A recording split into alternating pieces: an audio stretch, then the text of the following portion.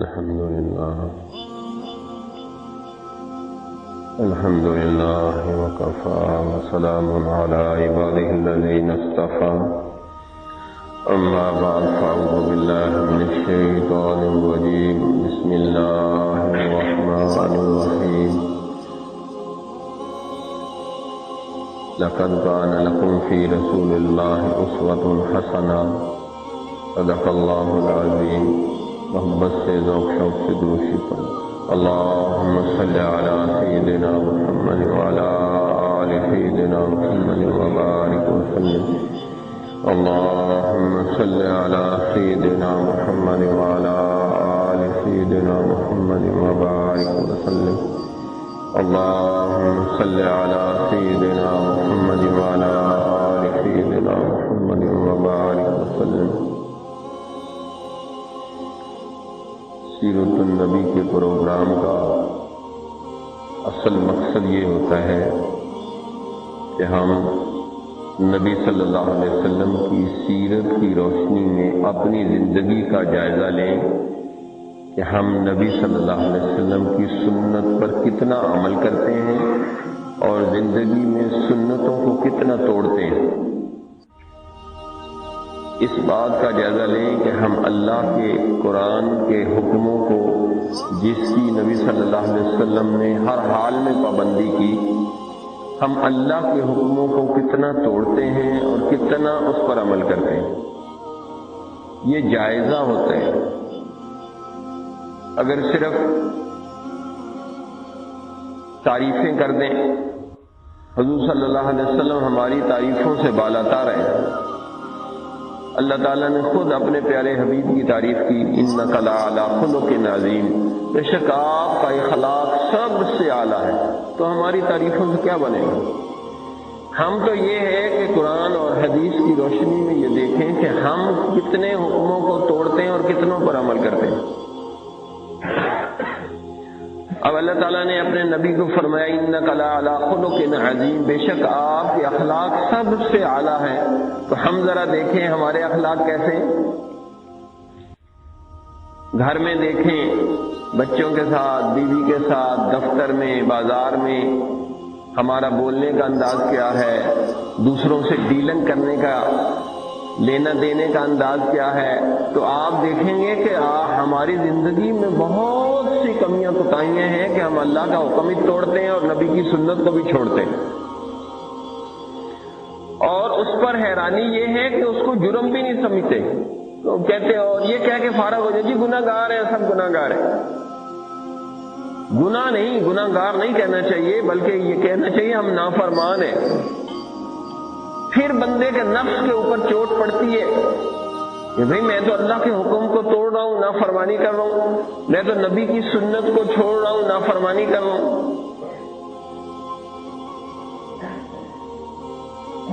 تو آج ہم سیرت کی روشنی میں، قرآن کی روشنی میں اپنی زندگی کا جائزہ لیں۔ یہ سیرت کا مطلب یہ ہوتا ہے، ایک صورت ہوتی ہے شکل، ایک سیرت ہوتی ہے کہ آپ کی لائف زندگی کیسی ہے۔ اللہ اکبر کبیرہ۔ سب سے پہلے نبی صلی اللہ علیہ وسلم نے امت کو جو چیز پیش کی ہے وہ لا الہ الا اللہ محمد رسول اللہ ہے۔ قولوا لا الہ الا اللہ تفلحوا، لا الہ الا اللہ کا لو فلاح پا جاؤ گے۔ آج 1,00,000 کا مجمع اکٹھا کر لیں، ان سے پوچھ لیں کلمے کا مقصد کیا ہے اور اس کے کیا تقاضے ہیں، کیا ضروریات ہیں، کلمہ پڑھنے کے بعد بندے میں کیا تبدیلیاں آتی ہیں، کوئی پتہ نہیں۔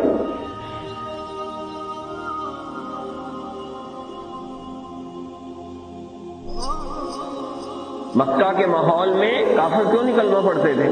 ان کو پتہ تھا کہ جب لا الہ الا اللہ کی ضرب لگا لی، کلمہ پڑھ لیا، سارے بتوں کو، ساری من مرضی کو چھوڑنا پڑے گا، صرف اللہ اور رسول کی مرضی پہ چلنا پڑے گا۔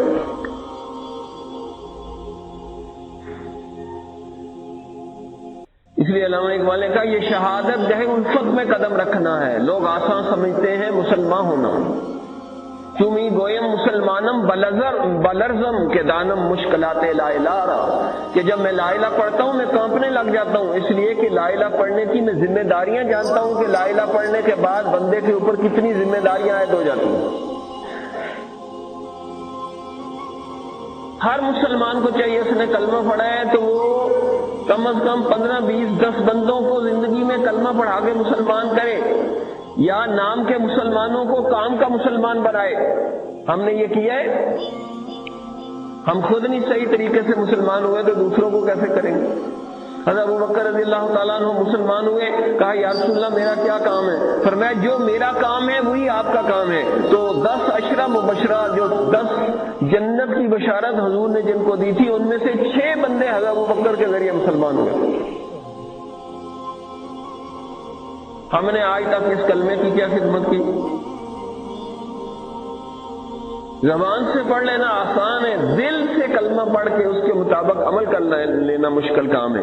جس بندے کے دل میں کلمہ اتر جاتا ہے نا، تو پھر اس کو نماز میں وسوسے نہیں آتے۔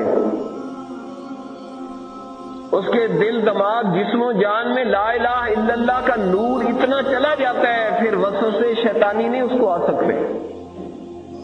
تو اقرار لسانی زبان سے کہنا آسان ہے، اور دل اور دماغ سے جو ہے کلمے کے نور کو پورے جسم میں جذب کر لینا یہ مشکل کام ہے۔ اسی لیے فرمایا خرد نے کہہ بھی دیا لا الہ تو کیا حاصل، دل و نگاہ مسلمان نہیں تو کچھ بھی نہیں، کہ ابھی تک تو ہماری نگاہ مسلمان نہیں ہوئی، دل مسلمان نہیں ہوئی۔ اگر نظریں نامحرم عورتوں کو دیکھتی ہیں تو نظریں مسلمان ابھی نہیں ہوئی۔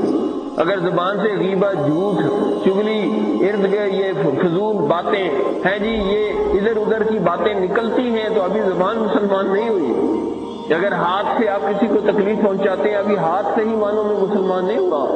اور اگر وضو کر کے ہاتھ پاؤں باندھ کے نماز کے اندر بھی کھڑے ہوتے ہیں، پھر بھی دل میں دنیا کے خیالات آتے ہیں، تو ابھی آپ صحیح معنوں میں آپ کا دل مسلمان نہیں ہوا۔ اس لیے حدیث شریف میں فرمایا حاسبو قبل ان تحاسبو، اس سے پہلے کہ اللہ آپ کا محاسبہ شروع کرے، آپ خود پہلے اپنا محاسبہ کر لیں۔ تو آج ذرا سیرت کی روشنی میں، قرآن کی روشنی میں ہم اپنا محاسبہ کریں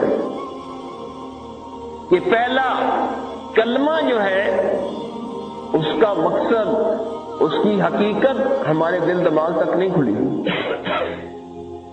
کہ جو دل کے اندر کلمہ اتر جائے وہ بندہ پھر کسی انسان سے نہیں ڈرتا، وہ صرف اور صرف ایک اللہ سے ڈرے گا۔ اور ہمیں ادھر کا ڈر، ادھر کا ڈر، اس کا ڈر، کبھی کس سے ڈر رہے ہیں، کبھی برادری سے ڈر رہے ہیں کہ جی میں اگر سنت پہ عمل کروں گا، قرآن کی آیت پہ عمل کروں گا، برادری ناراض ہو جائے گی، برادری سے ڈر رہے ہیں۔ لا حول ولا قوت الا باللہ۔ اس لیے انہوں نے کہا یہ کافری تو نہیں، کافری سے کم بھی نہیں۔ علامہ اقبال نے کہا کہ یہ کافری تو نہیں، کافری سے کم بھی نہیں کہ مرد حق ہو گرفتار حاضر و موجود، کہ سچا سچا مرد ہو اور وہ ارد گرد کے ماحول سے ڈر جائے اور حق بات نہ بیان کرے۔ تو آج ہم کبھی کسی سے ڈر رہے ہیں، کبھی کسی سے ڈر رہے ہیں، کبھی کسی سے ڈر رہے ہیں۔ اس لیے اللہ تعالیٰ نے فرمایا وَلَنَبْلُوَنَّكُمْ بِشَيْءٍ مِّنَ الْخَوْفِ، ہم تمہارا خوف کے ذریعے امتحان کریں گے کہ اللہ سے ڈرتے ہو یا لوگوں سے ڈرتے ہو۔ وَلَنَبْلُوَنَّكُمْ بِشَيْءٍ مِّنَ الْخَوْفِ وَالْجُوعِ، بھوک سے تمہاری آزمائش کریں گے۔ نقص من الاموال والانفس، مال جان کی کمی سے محاسبہ کریں گے، حساب کریں گے، آزمائش کریں گے۔ وَبَشِّرِ الصَّابِرِينَ، صبر والوں کو بشارت ہو۔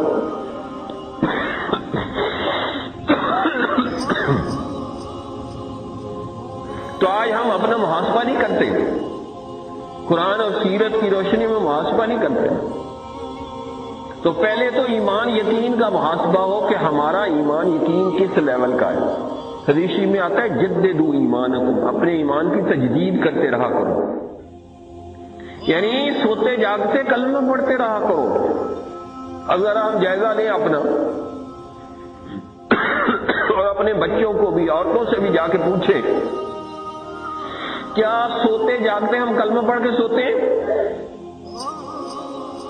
ذرا ٹھنڈے دل سے غور و فکر کریں، مرد، عورتیں، بچے، سب کے سب اس بات کو ذرا سوچیں کہ نرم گدا بچھا ہوا ہے، اوپر گرم رضائی ہے، آرام سے سو رہے ہیں، کوئی فکر نہیں، فاقہ نہیں، سوتے ہوئے بھی کلمہ پڑھنے کا یاد نہیں اور جاگتے ہوئے بھی کلمہ پڑھنے کا یاد نہیں، تو سوتے جاگتے اگر ہم کلمہ پڑھ کے نہیں سوتے نہیں جاگتے تو کیا موت کے وقت جب ساری چیزیں یاد آ رہی ہوں، ادھر سے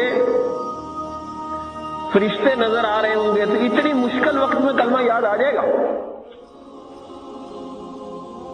کہ سہولت ہے، آسانی ہے، گدے پہ لیٹ رہے ہیں، رضائی گرم لے رہے ہیں، اتنی سہولت میں بھی کلمہ نہیں یاد آ رہا، تو جب فرشتے کھینچا تانی کریں گے، روح نکالیں گے، اس وقت کلمہ یاد آ جائے گا؟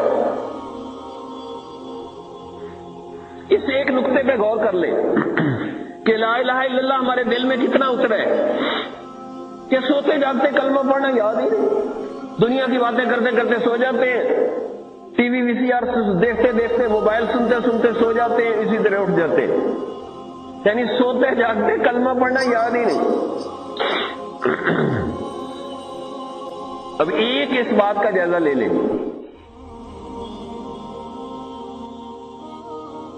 اگر نبی صلی اللہ علیہ وسلم یہاں تشریف لائیں اور ہمیں دیکھیں تو حیران ہو جائیں کہ یہ کیسے مسلمان ہیں کہ کلمہ ہی دل میں نہیں اترا۔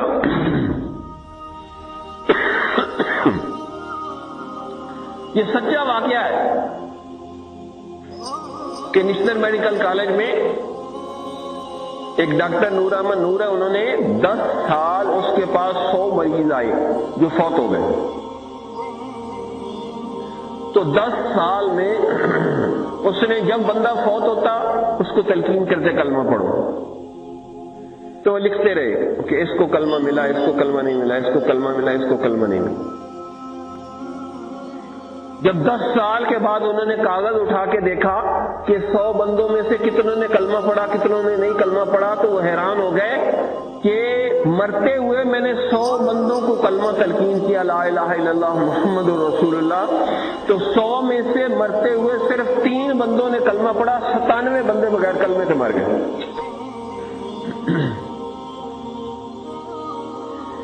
یہ ریشو ہے، یہ تناسب ہے، اس لیے کہ دل کے اندر وہ کلمہ لا الہ الا اللہ اترا نہیں ہے۔ دل کے اندر کلمہ اس وقت اترتا ہے کہ آپ بیٹھے بے اختیار اندر سے لا الہ الا اللہ نکلے۔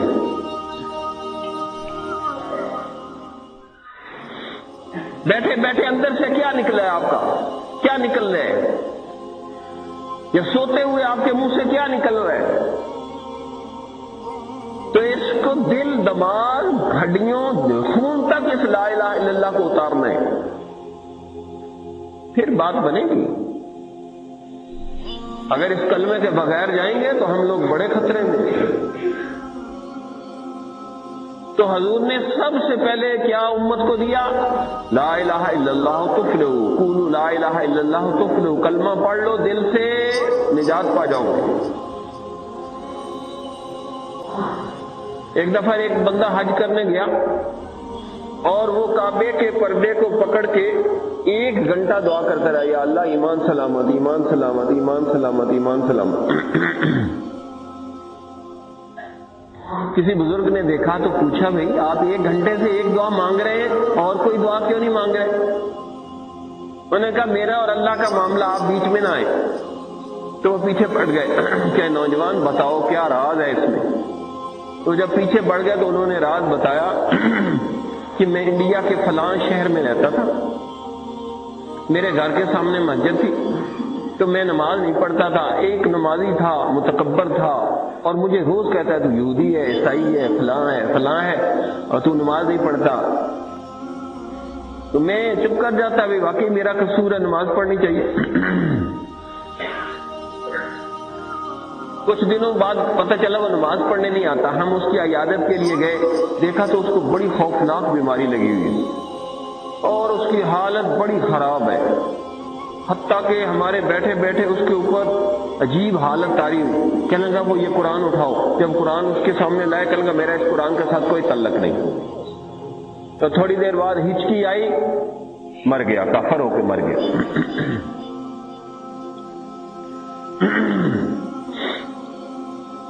کہنے لگا میں ڈر گیا، اسی وقت میں نے توبہ کی، نمازیں شروع کر دی، نیک بننے کی کوشش کی، حتیٰ کہ اللہ نے مجھے حج کرنے کی توفیق عطا فرمائی۔ میں نے حج کیا، اب میں واپس جا رہا ہوں اپنے ملک، اور میں نے کعبے کے پردے کو پکڑ کے ایک ہی دعا کی ہے، یا اللہ ایمان سلامت ہے، سب کچھ سلامت ہے، ایمان سلامت نہیں تو کچھ بھی سلامت ہے۔ تو میرے دوستوں یہ کلمہ ہمیں مفت میں مل گیا، یہ کروڑوں روپے سے بھی زیادہ قیمتی ہے۔ جو اللہ والے ہیں وہ سب سے زیادہ کلمے کی فکر کرتے ہیں۔ دو باتیں اللہ والوں کے، ہر اللہ والے کے پاس دو باتیں ہوں گی کہ اس کو موت کے وقت کلمہ نصیب ہو جائے اور اس کی بخشش ہو جائے۔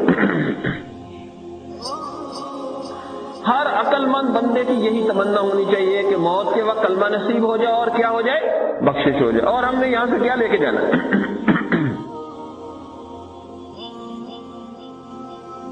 یہ ہر بندے کی تمنا ہونی چاہیے۔ ایک جگہ میں اسلام آباد میں بیان کر رہا تھا، افسر تھے، افسروں کے دماغ بھی افسروں والے ہوتے ہیں، تو میرے بیان کرتے کرتے نا منہ سے نکل گیا کہ یہ کلمہ لا الہ الا اللہ محمد رسول اللہ کروڑوں روپے سے قیمتی ہے، کیونکہ ساری زندگی نبی نے لوگوں کو کلمے کی تلقین کیا، کافروں کو 1000 دفعہ ان کے پاس گئے کلمہ پڑھ لو، ابو جہل کے پاس 1000 سے زیادہ دفعہ گئے کلمہ پڑھ لو، نہیں پڑھا۔ تو میں نے بیان کرتے کرتے کہہ دیا کہ یہ کلمہ ایک کروڑ سے بھی قیمتی ہے۔ آج ہمیں پیسوں کا تو بڑا پتہ ہے نا، یہ لاکھ ہے، 10,000 ہے، یہ کروڑ ہے، تو مجھے وہ کہنے لگے کہ جی آپ کو پتہ ہے کروڑ روپیہ کتنا ہوتا ہے، کتنے لاکھ کا کروڑ ہوتا ہے؟ میں نے کہا پتہ ہے۔ تو کہنے لگے آپ پھر کیسے کہہ رہے ہیں کہ یہ کلمہ کروڑوں روپے سے قیمتی ہے، ہمیں تو مفت میں مل گیا۔ میں نے کہا مفت میں ملا ہے تو قدر نہیں ہے نا، اگر اس کلمے پر جان مال وقت لگا ہوتا تو اس کی قدر تیرے دل میں آتی۔ پھر اس کو سمجھانے کے لیے کہا فرض کریں یہ 2 میز رکھے ہوئے ہیں، ان پر لا الہ الا اللہ محمد رسول اللہ لکھ کے رکھ دو، دوسرے میز کے اوپر 1 کروڑ رکھ دیتے ہیں اور تمہیں یہ اجازت ہے ان دونوں میں سے ایک کو لات مار دو، ایک قبول کر لو، بتاؤ کروڑ روپیہ اٹھاؤ گے یا کلمہ اٹھاؤ گے؟ کہنے گا جو مرضی ہو جائے جی، کلمہ تو نہیں چھوڑ سکتے۔ تو میں نے کہا 1 کروڑ روپے کو لات مار دی لیکن کلمہ نہیں چھوڑا، تو ثابت ہوا کہ کلمہ 1 کروڑ روپے سے بھی زیادہ قیمتی، ہمیں مفت میں مل گیا نا۔ حضرت بلال حبشی رضی اللہ تعالیٰ عنہ سے پوچھو کہ لا الہ الا اللہ کی کیا قدر تھی، کہ کپتی ریت پر لٹا کے اوپر پتھر رکھ دیتے پھر بھی زبان سے کیا نکلتا، لا الہ الا اللہ محمد رسول اللہ۔ آج ہمارے ٹھنڈا پنکھا چل رہا ہے، اے سی چل رہے ہیں، تب منہ سے نہیں نکلتا، رضائی میں پڑے ہیں تب بھی کلمہ منہ سے نہیں نکلتا، اور ان کے تپتی ریت پر سینے میں پتھر ہے پھر بھی لا الہ الا اللہ نکل رہا منہ سے۔ اللہ اکبر کبیرہ۔ تو پہلا جائزہ لیں کہ یہ جو کلمہ پہلی بنیاد ہے، یہ ہماری بنیاد کیسی ہے؟ کیا سوتے جاگتے کلمہ نصیب ہے؟ سوتے جاگتے کلمہ نصیب نہیں ہے۔ پہلے مائیں ہوتی تھی اپنے بچوں کو لا الہ الا اللہ کی لوری دیتی تھی، سو جا میرے بچہ لا الہ الا اللہ لا الہ الا اللہ۔ اب ٹٹ مٹ انگریزی سکھاتی ہے۔ بعض جگہ تو بچے گالی دیتے ماں خوش ہوتی ہے کہ میرا بچہ گالی دے رہے، واہ واہ، یا حسرتن علی العباد، بندوں پر افسوس۔ اس لیے نئی نسل بگڑ رہی ہے نا کہ ماں تربیت نہیں کر رہی بچوں کی۔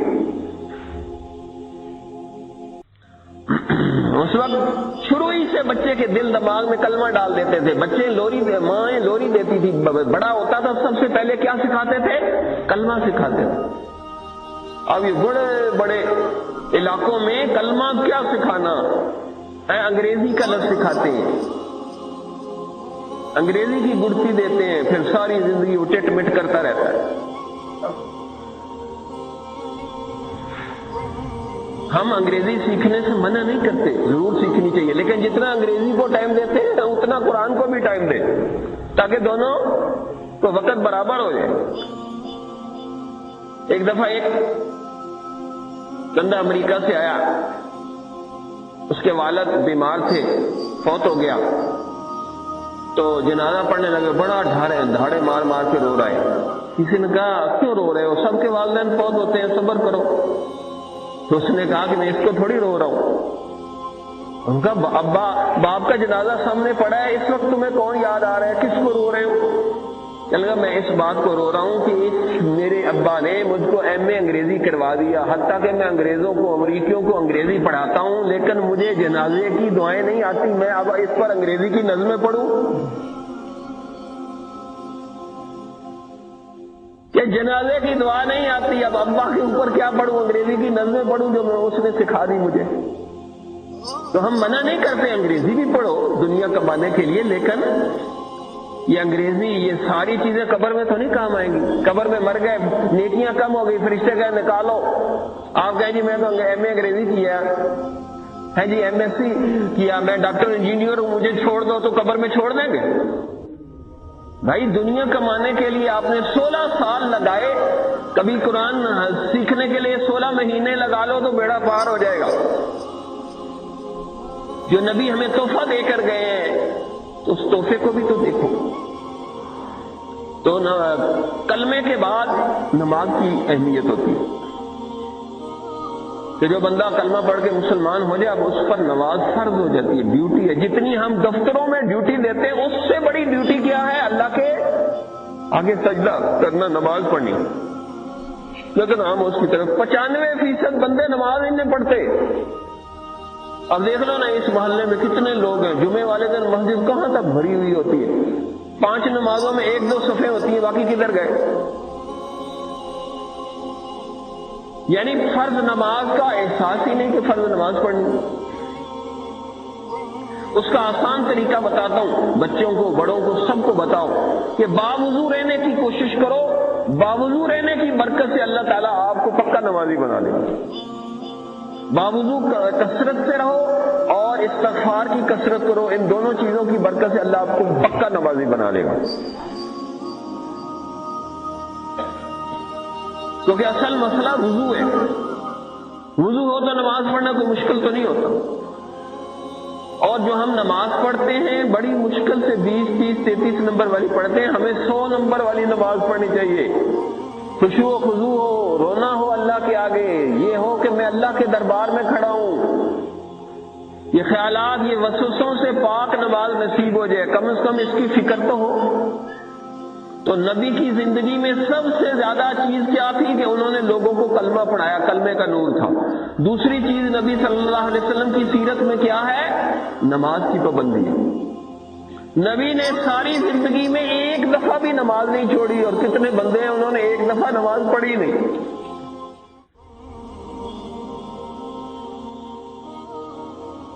تو جائزہ لینے سیرت کا کہ نبی صلی اللہ علیہ وسلم نے کون سا کام کیے ہیں، ہم وہ کیا کر رہے ہیں۔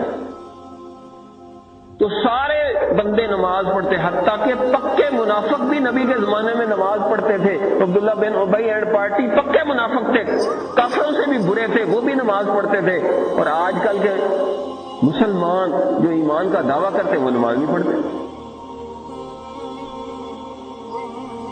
تو سیرت کی دوسری چیز، نبی کی سیرت کی دوسری چیز ہے کہ ہر حال میں نماز پڑھتے تھے۔ نبی صلی اللہ علیہ وسلم کو جب کوئی مشکل پیش آتی نماز پڑھتے۔ اما عائشہ فرماتی ہیں کہ حضور اذان آ جاتی، حضور اٹھ کر چل پڑتے۔ میں ایک دفعہ آگے آئی تو آپ پیچھے کون؟ کہا عائشہ۔ کہا عائشہ کون ہے؟ کہا ابو بکر کی بیٹی۔ کہا ابو بکر کون ہے؟ چل کہ میں نے اس وقت سوچ لیا کہ اب حضور کو اللہ سے ملاقات کا اتنا شوق ہے کہ اب کسی کو نہیں پہچانیں گے۔ اتنا شوق تھا نماز کا، اور آج ہمیں کتنا شوق ہے۔ تو بھائی ہماری نمازیں اگر ٹھیک ہو جائے نا، یقین کرو یہ کافروں کے اوپر اتنا روگ پڑے مسلمانوں کا کہ یہ ہمیں ہمارے سے ظلم کرنا چھوڑ دے، کہ نمازوں کے اندر خشوع و خضوع ہو۔ صحابہ 2 نفل نماز پڑھتے تھے، دعا مانگتے تھے، اللہ ان کی دعا کو قبول کرتے تھے۔ اتنی عاجزی، بندگی، آہوزاری کے ساتھ نماز پڑھتے تھے کہ دعا قبول ہو جاتی تھی۔ اس لیے اللہ تعالیٰ نے گر بتایا ہمیں کہ میری مدد کو حاصل کرنے کا طریقہ سنو، وَاسْتَعِینُوا بِالصَّبْرِ وَالصَّلَاةِ، میری مدد کو نماز اور صبر کے ذریعے کھینچو۔ نماز اور صبر کے ذریعے اللہ کی مدد آتی ہے۔ آج ہم اس کو معمولی سمجھتے ہیں، یہ تو نماز کی بات کر رہے ہیں۔ بھائی نماز کوئی چھوٹی چیز ہے؟ تمام نبیوں پہ فرض تھی، تمام نبیوں نے نماز نہیں چھوڑی، امام الانبیاء نے نماز نہیں چھوڑی، صحابہ نے نماز نہیں چھوڑی، ہاں جی تابعین، تبع تابعین، اولیاء امت، کسی نے بڑوں نے نماز نہیں چھوڑی، تو آپ پڑھتے ہی نہیں اور غم بھی نہیں ہے کہ پڑھے۔ بھائی یہ اس موبائل کو بند کر لو، مسجد میں آ کے تھوڑی دیر کے لیے لوگوں سے رابطہ توڑو اور اللہ کے ساتھ رابطہ جوڑو۔ میں کوشش کر رہا ہوں آپ لوگوں کا اللہ کے ساتھ رابطہ جڑے، آپ پھر اس کو ساتھ لے کے آئے ہوئے، تو اس لیے جو ہی مسجد میں آئے تو موبائل کو گھر رکھ کے آنا چاہیے، 5-7 منٹ تو پوری توجہ کے ساتھ اللہ کی طرف توجہ کر لیں۔ یاد رکھو اس وقت شیطان کو گمراہ کرنے کا سب سے بڑا آلہ موبائل ملا ہوا ہے، ٹی وی، وی سی آر سب کچھ گھر پڑے ہیں، لیکن یہ الو کا چرخا جیب میں ہوتا ہے، اس کو ساتھ لے کے آتے ہیں لوگ، اور گانے بج رہے ہیں اور پتہ نہیں کیا ہو رہا ہے، جماعت بھی ہو رہی ہے اور اس کے اندر یہ بج رہے ہیں۔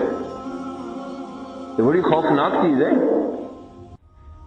8 گھنٹے ڈیوٹی دیتے ہو، 8 گھنٹے سوتے ہو، تو 8 گھنٹے موبائل کھول لو، اور موبائل 24 گھنٹے کھولا ہوا ہے۔ یہ بڑی خطرناک چیز ہے۔ یاد رکھیں یہ گھنٹیاں سن سن سن سن سن کے دل سن ہو جاتا ہے، موت کے وقت یہی گھنٹیاں بجنی شروع ہو جائیں گی۔ اس لیے سیرت کی روشنی میں یہ ہے، حدیث میں آتا ہے من حسن الاسلام المرء ترک ما لا یعنی، بندے کے اسلام کی خوبصورتی اس میں ہے کہ وہ لا یعنی اور فضول چیزوں کو چھوڑ دے۔ تو اس میں لا یعنی اور فضول چیزیں 2-3 گھنٹے، زیادہ سے زیادہ 8 گھنٹے کھولے، اس سے زیادہ نہ کھولے، اس سے زیادہ قبر آخرت کی فکر کرے۔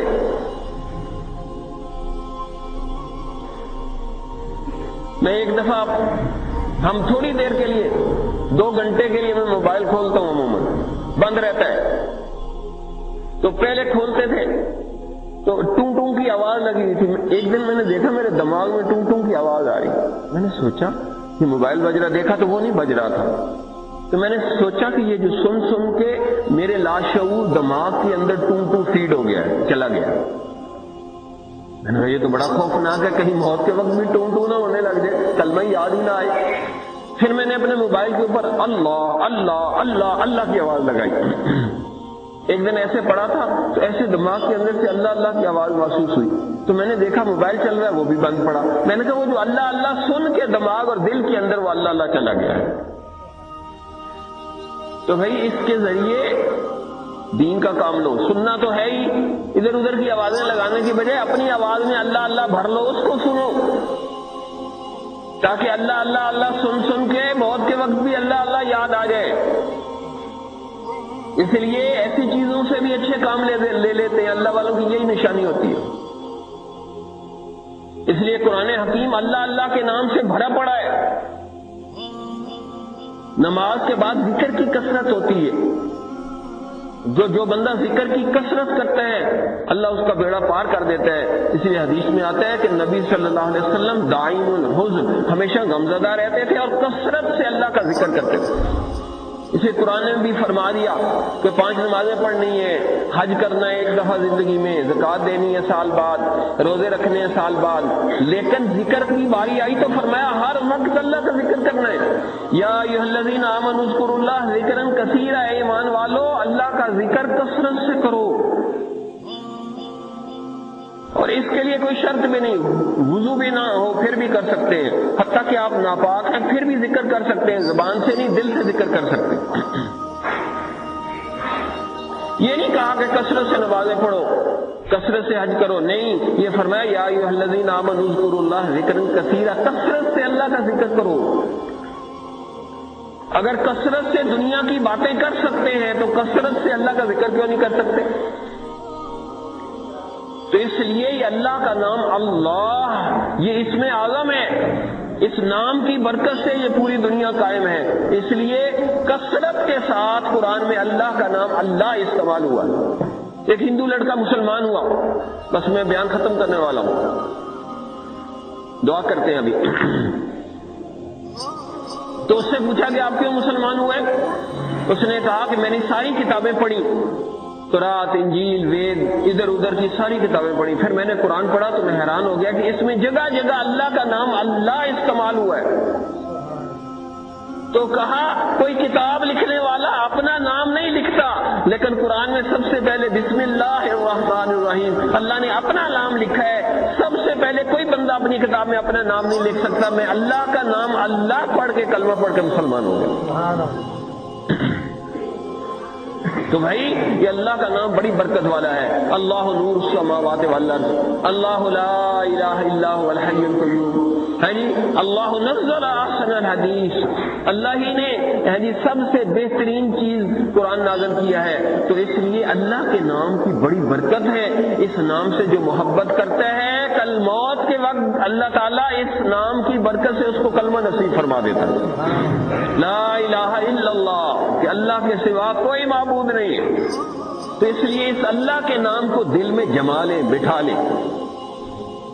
اس لیے ہم نے اپنی کتابوں میں بھی یہ اللہ کے نام کی کثرت کی ہے. تاثیر قرآن ایک کتاب ہے، اس کے اندر قرآن کی محبت کے واقعات. کون کون سے لوگ قرآن کو پڑھ کے مسلمان ہو گئے.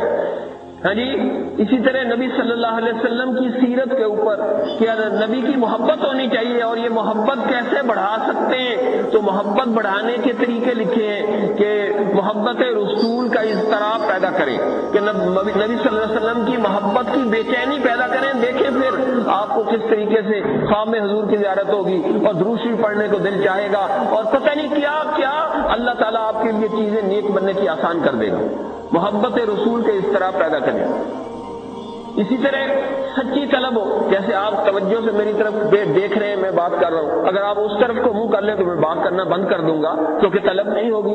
اسی طرح اللہ سے محبت، رسول سے محبت، جو قرآن سے محبت، نبی سے محبت پیدا کرنے کے لیے کیا طریقے ہیں. تو اس کے لیے سچی طلب پیدا کریں، کہ سچی طلب ہوگی تو اللہ تعالیٰ مہربانی فرما دے گا. اس لیے حدیث میں فرمایا من طلبہ فقد وجدہ، جس نے طلب کر لیا اس نے پا لیا. جس کے دل میں سچی طلب پیدا ہو گئی اللہ تعالیٰ اس کو نورانیت عطا فرما دیتے ہیں. تو اللہ سے دعا ہے کہ اللہ تعالیٰ ہم سب کو قبول فرما لے اور ہمیں نیکی تقوی پرہیزگاری کی توفیق عطا فرما دے. اور پوری زندگی کو، میں نے 2-3 مثالیں دی ہیں، ہمیں پوری زندگی کو قرآن اور نبی صلی اللہ علیہ وسلم کی سیرت کے مطابق اپنی زندگی کو دیکھنے کی توفیق دے. اپنا چہرہ، اٹھنا بیٹھنا، کردار، گفتار، لباس، ہر چیز کو سنت سیرت میں دیکھیں کہ سیرت ہمارے لیے شیشے کی طرح ہے. اس شیشے کے اندر ہم دیکھیں کہ ہم کون سی سنت پہ عمل کرتے ہیں، کون سی سنت کو توڑتے ہیں. کہہ رہا ہوں جنون میں کیا کیا کچھ تو سمجھے خدا کرے کوئی، کچھ بھی نہ کہا اور کچھ کہہ بھی گئے، کچھ کہتے کہتے رہ بھی گئے. فقیرانہ آئے صدا کر چلے، میاں تم خوش رہو ہم دعا کر چلے. وآخر دعوانا الحمدللہ رب العالمین. یہ برکت والی مجلس ہوتی ہے. اس وقت بندے کو اپنے پچھلے تمام گناہوں سے توبہ کر لینی چاہیے. کئی سال بعد، 6 مہینے بعد ملاقات ہوتی ہے تو سچی سچی توبہ کر لیں. یہ بار بار توبہ کرنا یہ بھی بہت بڑی نیکی ہے. اس لیے قرآن میں فرمایا یا ایھا الذین آمنوا توبوا الی اللہ توبۃ نصوحا، اے ایمان والو توبہ کرو، سچی پکی توبہ کرو. تو میں توبہ کے کلمات پڑھاتا ہوں، اس لیے سب لوگ گھروں میں مستورات، بچے جہاں بھی ہیں آواز توبہ کریں. اور جو بیعت کرنا چاہتے ہیں وہ بیعت کی نیت کر لیں. مولانا کہہ رہے ہیں کچھ لوگ بیعت کرنا چاہتے ہیں تو وہ بیعت کی نیت کر لیں، ورنہ توبہ کے کلمات تو سب پڑھ لیں تاکہ پچھلے گناہ معاف ہو جائے. خطبہ سے الحمدللہ الحمدللہ وکفا وسلام علی عبادہ الذین اصطفى اما بعد فاعوذ باللہ من الشیطان الرجیم.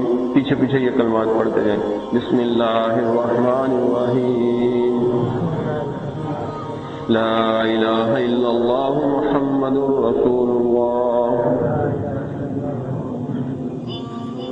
آمنت باللہ وملائکتہ وکتبہ ورسلہ والیوم الآخر والقدر خیرہ وشرہ من اللہ تعالی والبعث بعد الموت.